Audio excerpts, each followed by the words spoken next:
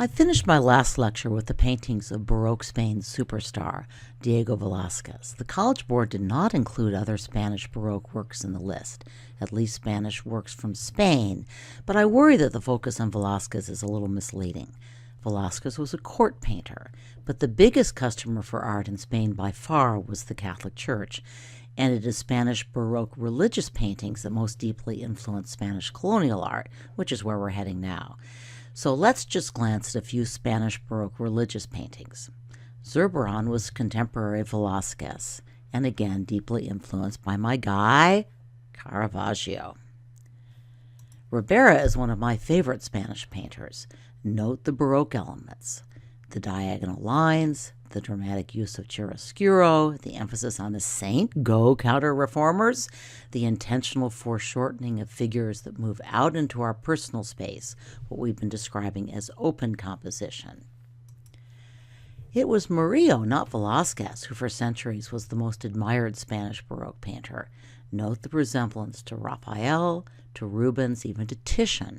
We see more emphasis on color than line, softer outlines, and a more sentimental approach to the subject.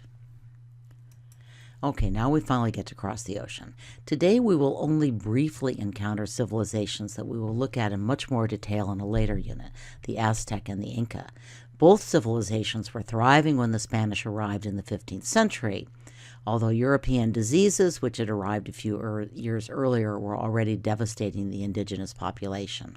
At any rate, the art we will study today is Mannerist and Baroque, but it was heavily influenced by contacts with the Aztec and Inca empires, and with Spain's new colony in the Philippines, which brought the New World into contact with the civilizations of China and Japan.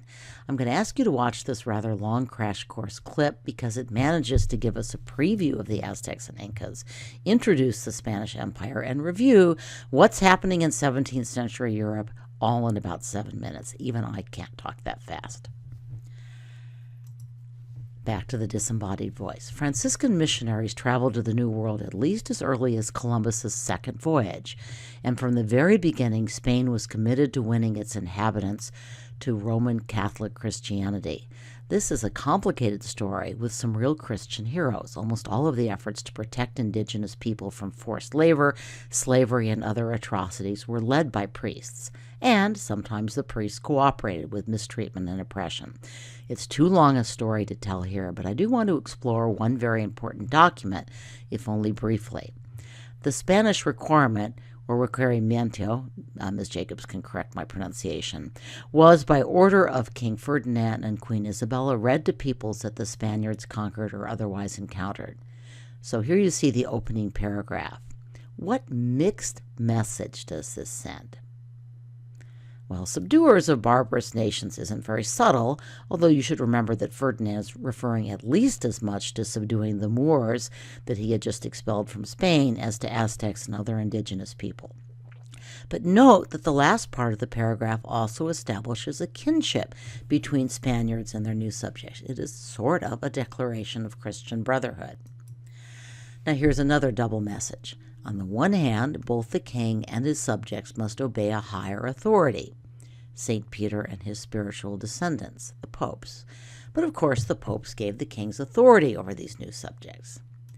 And the final double message is, by all means, take your time, think over the claims of this new religion, be persuaded by the truth of what we are saying, or else we're going to make war on you, enslave your wives and children, and take all your goods. I think we'll see that this confusing dual communication of promise and threat, brotherhood and subjection carry through into the art of Spanish colonial America. You saw in the video that Spain divided its conquered territories into viceroyalties. Of the 4 we will look at today, 3 hail from the Viceroyalty of New Spain, headquartered in Mexico City and heavily influenced by contacts with the Aztecs and the people they conquered. But we will begin with the work from what began as the Viceroyalty of Peru. And no, this isn't the College Board required work. It is in your workbook because it's my favorite Spanish colonial Baroque work, probably because it's one I've actually seen in the Cathedral of Cusco, Peru. Zapata was himself Quechuan, or Inca. He and other indigenous painters learned mostly from prints of European paintings, and their style tends to blend local culture into the traditional painting of the conquistadors. Their paymasters, by the way, were the Roman Catholic Church. I think you can all recognize the iconography of the Last Supper. But some Incan elements have snuck in. The meat on the platter is cuy, or guinea pig. Cuy was the animal traditionally sacrificed at Inca agricultural festivals, so it offers a parallel to the lamb, the traditional Christian and Jewish sacrificial animal. The dinner beverage is not wine, but a traditional Peruvian drink, chica, made from maize. Like Caravaggio, the artist is bringing Christ in to the recognizable lives of ordinary people, his people. But did the artist also manage to work in a critique of the conquerors? Note the figure of Judas. I've circled him in green, and you'll see that he's clutching a money bag underneath the table. This Judas bears a striking resemblance to Francisco Pizarro, the conquistador credited with capturing and murdering the Inca Empire Atahualpa. Okay, this is the required work, and it's one of a very interesting group of paintings that I never knew existed before I started teaching this new curriculum. If you were to see this painting without any kind of a background, what period would you assign it to? Well, I think it looks Mannerist, with the elaborate clothes, the soft, limp hands, even though they're holding a gun, and the distorted body. The head is too small, the body is too large. But the elaborate treatment of the textiles may also point to a Flemish influence. So what's with that costume? The outfit is probably mostly inspired by the Viceroy Guards uniforms. They were the only regular military force in the region. The painting on the right shows the guard escorting the Viceroy. The angel's jacket uses more cloth. That's a traditional way of showing off wealth. But the angel's costume also includes elements of Incan royalty's traditional ceremonial costumes, which use feathers and brightly patterned woven textiles. This gun-toting angel, also by the master of Calamarca, offers a better comparison. The figure on the right is dressed in traditional royal Inca garb for the Inti Raymi, or sun ceremony. Actually, these gun-toting angels showed up in paintings all through the Andean region. Here are three more. Interestingly, the Catholic Church, after the Council on Trent, had decided to crack down on angels. They were too closely associated with magic and superstition, so artists were actually increasingly discouraged from putting them into paintings. But in the Americas, interest in angels was actually on the rise. Magic spirits had always played an important role in indigenous religion, and angels offered the church an opportunity to grab their would-be converts' attention with something that seemed magical. And not just angels. What was more magical than those arquebuses, or muskets, which conquistadors had used to overwhelm much larger indigenous armies? In the Counter-Reformation spirit of triumphal imagery, the arquebus also symbolized the conquering power of the Catholic Church. But miracles are not the same as magic, and the Catholic Church readily embraced miracles, especially those involving the Virgin Mary. My students all know this story. They attend Juan Diego Catholic High School, after all. The year was 1531. Cortez had conquered Mexico City just a decade earlier, but Franciscan missionaries had already won many converts to the Catholic faith, and one of them was an Indian peasant farmer named Juan Diego. Juan Diego was walking to Mass along Tepeyac Hill when he began to hear beautiful strains of music. He looked up and he saw a beautiful lady who called his name. She introduced herself as the Virgin Mary and explained that she wanted a church built on this location in her honor. Juan Diego went off to see the bishop, which must have required some courage, but the bishop proved skeptical and asked for a sign. Mary then told Juan Diego to go to the top of the mountain and pick some flowers. He went up to the hill, which was dry and barren, a place where only cactus grew. There he found roses like those grown in Castile in Spain, foreign to Mexico. He gathered the flowers in his tilma, a garment like a poncho. He brought them to Mary, who arranged the flowers and said to take them to the bishop. When Juan Diego opened his tilma in the bishop's presence, the bishop saw not just the flowers of Spain, but the image of the Virgin. The church, no surprise, was promptly built. The images in the roundels in this work surrounding the Virgin tell the tale of Juan Diego that I've just related, admittedly in an abridged form. So here's the image of the Virgin that now resides in the Shrine of Guadalupe. The church was built on the site of a temple to the Aztec mother goddess, which the Spaniards had destroyed. More, not very subtle symbolism of the Catholic Church's competing power. So where does the imagery come from? One answer is the book of Revelation. Here's the passage. But the images also had great significance within the Aztec culture. So, for example, Mary's flowery tunic symbolized earth, while her turquoise starry mantle or cloak represented the heavens. The mantle also indicated that she's royalty, since only native emperors wore cloaks of that color. The three suns associate the Virgin with light and potent power of the sun, very important to Aztec belief. The black ribbon around Mary's waist shows she is expecting a child. And for the Aztecs, the trapezoid-shaped ends of the ribbon represented the end of one cycle and the birth of a new era. This was a civilization, as we will see, fascinated by calendars. Finally, the flowers on Mary's dress are made up of glyphs that represent a hill and a river. The Aztecs considered hills the highest point of encounter between God and people. An angel with eagle's wings appears below Mary's feet. According to Aztec legends, an eagle delivered the hearts and blood of sacrificial victims to the gods. The angel holds up the pregnant virgin, signifying that the child in her womb is an offering that pleases God. And looking ahead to our Art of the Americas unit, on the right, you see the Aztec goddess Coatlicue. According to the legend, she was magically impregnated while still a virgin by a ball of feathers that fell on her while she was sweeping a temple. But note that all of these Aztec symbols also conform to the passage in Revelation and to symbols commonly associated with the Virgin. Our required work isn't actually the famous image in the Guadalupe shrine, but rather a copy made in the enconchado style with inlaid mother of pearl. This was a technique invented in Mexico but inspired by Japanese art. Latin America and Asia, as you saw in the video, were closely linked in this period because Spanish treasure ships regularly brought Mexican silver to Asia and Asian goods to Mexico. This work is signed by Miguel Gonzalez, who along with his brother Juan was considered the foremost painter of encochados. Note that this image depicts the Virgin placed atop an eagle who is perched on a cactus. Mexico City's legendary coat of arms. This points to the Virgin of Guadalupe's increasing association with Mexican identity. And, speaking of encochado, we're moving to our next work, also from Mexico. I just talked about Mexico's ties with Asia via the Philippines and the influence of Japanese art, in particular the art of Japan. On the art of Mexico. This work employs encochado, or shell inlay, but it combines this with another Asian-influenced but also Mexican genre, the biombo, or folding screen.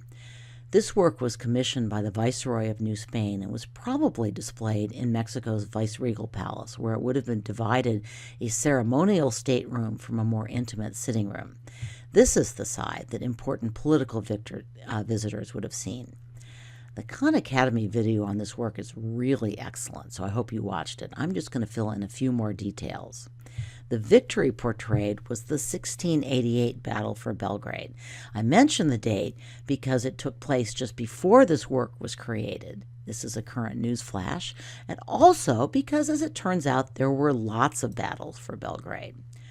Some of them the Europeans won, some of them the Turks won. No surprise, the Holy Roman Empire won this one.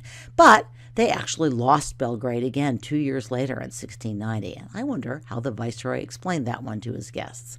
At any rate, control of Belgrade went back and forth until 1806, when the Europeans got it back for good, and today Belgrade is the capital of Serbia. The level of detail in this work is extraordinary. You saw some of that on the Khan Academy video, and I've blown up a few other portions.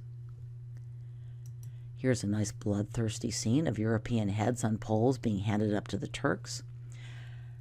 The Khan Academy video mentioned that the scene from the Great Turkish War of 1683 to 99 was based on a Dutch print. And here it is. These prints, especially cheaper black and white versions, were very popular with Dutch citizens who were following the wars in Europe with great interest. There was no CNN back in those days, remember? So if this was the side that faced the formal reception room, what message did it send? Don't mess with the Habsburgs. The gold paint, the shell inlay, the shiny black paint imitating lacquer would also have showcased the viceroy's wealth, and of course with that the wealth of Spain. This was back before electricity. Think of how candlelight would have flickered off these shining surfaces. What other works have we studied that are designed to create a similar effect? How about mosaics? The decorative hunting scene on the reverse side was better suited for the more intimate women's sitting room that it faced. The hunt scene is based on the Medici court artist's designs for tapestries in Cosimo I's villa. Both the main scene and the decorative borders are embellished with gold paint and inlaid shellwork. Again, more sparkle by candlelight. What's most interesting about this work is that it's influenced by Dutch and Japanese art, produced in Mexico by local artists using local materials that imitate Japanese techniques. This is globalization, already well underway. And this leads amazingly well into our final Spanish colonial work for this unit. Actually, I realize now that I probably should have stuck this painting into the next unit, because this is really a work of a slightly later period than the Baroque, although thematically it fits here. So here's a trailer for our next unit. It is all about scientific inquiry and rationalism. Remember how I talked about each artistic generation trying to one-up the previous one? These folks were tired of Go for Baroque and its appeal to emotions. Back to reason, thank you very much. And though it seems odd and more than a little offensive to us, this and other so-called Casta paintings in part reflected the spirit of scientific inquiry. Think of your elementary school chemistry projects. What happens when you mix baking soda and vinegar? But of course, the Casta paintings also carried a message about racial superiority. In fact, Mexican Creoles, that is, Mexicans of Spanish descent, who hoped to gain more power in Spain, often criticized these paintings. Any theories about why? Well, they were worried that the king and his court back in Spain would conclude the Creoles were mixed race, and that would weaken their claim to rule themselves. So here is a complete Casta tableau that hung in the Madrid Museum of Natural History. Note, natural history, not art, in the early 1800s. People would have examined it the way we examine dinosaur bones and Anasazi rope sandals. It wasn't art, it was science. The tableau should be read from top to bottom, and note our old friend the Virgin of Guadalupe is hovering protectively over all of these people. The couples in the top row all have at least one European member. Note the elegant clothing. Even the Indian woman in this painting is clearly upper caste, perhaps like the viceroy's wife, an Aztec princess. Move further down the tableau and the people get darker, the clothing becomes simpler, and in many cases, it isn't clear here, the occupations become less elevated. The Casta paintings were often produced in sets of 16.